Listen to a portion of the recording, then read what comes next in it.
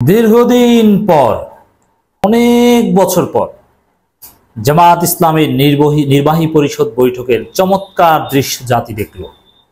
যে দৃশ্য কবে দেখেছি আমরা, তো বর্তমানে যারা জামাতের নেতৃত্বে আছেন তাদের ক্ষেত্রে আমরা দেখিনি।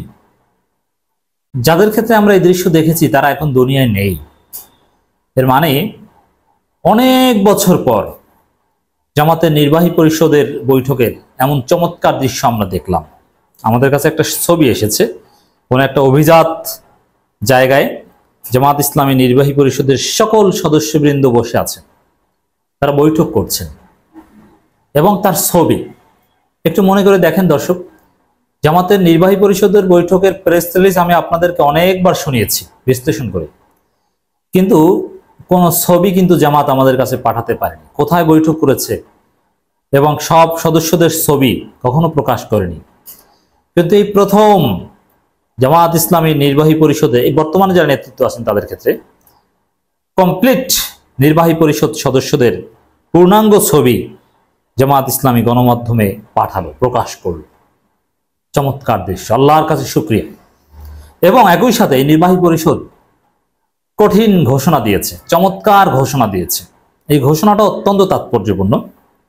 কেন্দ্রীয় নির্বাহী পরিষদের বৈঠক অনুষ্ঠিত। দেশের পরিবর্তিত পরিস্থিতিতে দেশ পুনর্গঠনে জামাতকে কার্যকর ভূমিকা পালন করতে হবে। একটা বিষয় বলি, আমরা সংক্ষিপ্ত লেখার জন্য বা নানান কারণে জামাত বলি, জামাত ইসলামী, কিন্তু জামাত যখন জামাত ইসলামীর কথা বলবে তখন তারা জামাত না বলে জামাতে ইসলামী, জামাতে ইসলামী অন্তস্থ সহ এইভাবে সব সময় লেখা উচিত আমি মনে করি। আমরা থার্ড পার্টি সংক্ষেপে বলতে পারি, কিন্তু জামাতে ইসলামী, জামাতকে এভাবেই বলা উচিত। বাংলাদেশ জামাত ইসলামীর কেন্দ্রীয় নির্বাহী পরিষদের এক সভা 4 সেপ্টেম্বর আমিরে জামাত ডাক্তার শফিকুর রহমানের সভাপতিত্বে অনুষ্ঠিত হয়। সভায় আমিরে জামাত বলেন, দীর্ঘ 13 বছর পর আজ আমরা আনুষ্ঠানিকভাবে কেন্দ্রীয় নির্বাহী পরিষদের বৈঠক করতে পেরেছি। এর মানে 13 বছর পর জামাতের নির্বাহী পরিষদে এই চমৎকার দৃশ্য জাতি দেখল। বৈঠক করতে পেরে আল্লাহর তাআলার কাছে শুকরিয়া আদায়। 13 বছর পর হলো জামাতের বর্তমান নেতৃবৃন্দের ক্ষেত্রে এই জীবনে প্রথম। কারণ এরা এই প্রথম, অনেকে আছে যে নির্বাহী পরিষদের সদস্য হয়েছে। আগের 13 বছর আগের যারা ছিল তারা এখন অধিকাংশই নেই। আমরা শ্রদ্ধা করে স্মরণ করছি জামাত ইসলামী সাবেক আমির শহীদ অধ্যাপক গোলাম আজম, শহীদ মাওলানা মতিউর রহমান নিজামী, মরহুম মকবুল আহমেদ, আল্লামা দেলোয়ার হোসেন সাইদি, মাওলানা আব্দুস সোবহান, সাবেক অধ্যাপক A.K.M নাজির আহমেদ, সাবেক সেক্রেটারি জেনারেল শহীদ আলী আহসান মোহাম্মদ মুজাহিদ, শহীদ কামরুজ্জামান, শহীদ আব্দুল কাদের মোল্লা, শহীদ মীর কাসেম আলী সহ সকল শহীদদের, যারা ইসলামী আন্দোলনের জন্য নিজেদের জীবনকে অকাতরে বিলিয়ে দিয়েছেন।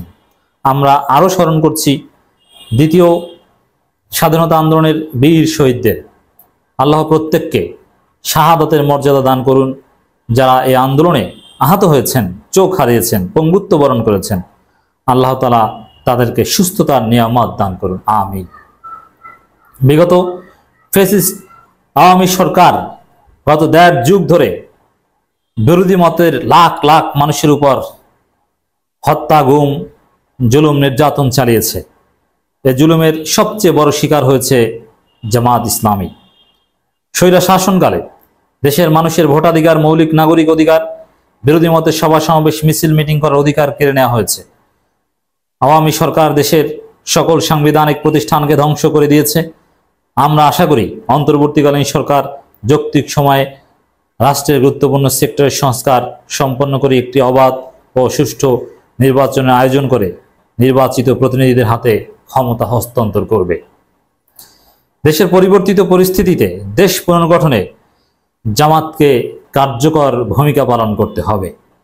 বৈঠকে উপস্থিত ছিলেন সংগঠনের নায়েবে আমির ও সাবেক এমপি অধ্যাপক মুজিবুর রহমান, ডাক্তার সৈয়দ আব্দুল্লাহ মোহাম্মদ তাহের ও মাওলানা আনামা শামসুল ইসলাম, সেক্রেটারি জেনারেল সাবেক এমপি অধ্যাপক মিয়া গোলাম পরওয়ার, সহকারী সেক্রেটারি জেনারেল মাওলানা ATM মাসুম, মাওলানা রফিকুল ইসলাম খান, জনাব হামিদুর রহমান আজাদ, মাওলানা আব্দুল হালিম, মাওলানা মোহাম্মদ শাহজাহান, অ্যাডভোকেট ইসলাম মোহাম্মদ জুবাইর, অ্যাডভোকেট মোয়াজ্জেম হোসেন হেলাল, কেন্দ্রীয় নির্বাহী পরিষদের সদস্য জনাব সাইফুল আলম খান মিলন, কেন্দ্রীয় প্রচার ও মিডিয়া সেক্রেটারি জনাব মতিউর রহমান আকন্দ, অধ্যক্ষ শাহাবুদ্দিন, কেন্দ্রীয় নির্বাহী পরিষদের সদস্য ও ঢাকা মহানগর দক্ষিণে আমির জনাব নুরুল ইসলাম বুলবুল, কেন্দ্রীয় নির্বাহী পরিষদ সদস্য ঢাকা মহানগর উত্তরে আমির জনাব সেলিম উদ্দিন, কেন্দ্রীয় নির্বাহী পরিষদ সদস্য অধ্যক্ষ মোহাম্মদ ইজ্জতুল্লাহ, জনাব মোবারক হোসাইন ও জনাব আব্দুর রব। পূর্ণাঙ্গ নির্বাহী পরিষদের চমৎকার বৈঠক। এই দিনটা অপেক্ষায় ছিলাম। আমি সত্যি অপেক্ষা করছিলাম যে সেই দিন কবে আসবে, যেদিন জামাতের পূর্ণাঙ্গ নির্বাহী পরিষদ বৈঠক আনুষ্ঠানিকভাবে হবে এবং সবার উপস্থিতিতে একটা ছবি আমরা পাবো এবং সেটা প্রচার করতে পারবো। আলহামদুলিল্লাহ, সেই দিন এসেছে।